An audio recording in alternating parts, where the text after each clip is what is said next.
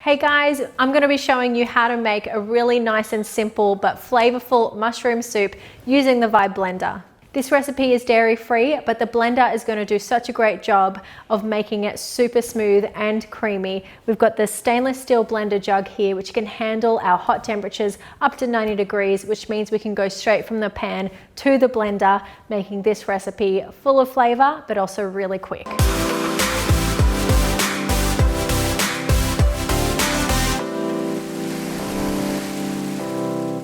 The first thing I'm going to do is just get 1 cup of raw cashews soaking in some warm water. I'm going to set that aside while I chop up my mushrooms, and then I'm going to saute those off with some onions and garlic.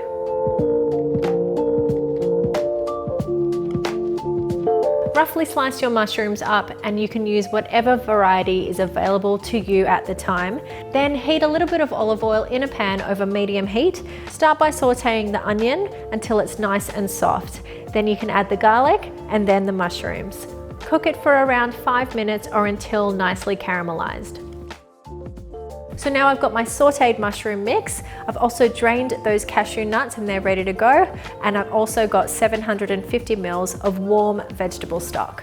This can all go into the blender jug now. We're going to blend it up and it's going to be done in just a matter of minutes. Add the mushrooms to the blender jug and keep just a few aside to garnish. Then you can add the cashews and then the vegetable stock. Add some thyme leaves and season with salt and pepper. Then you can blend it all up on soup mode for around 30 seconds or until nice and smooth.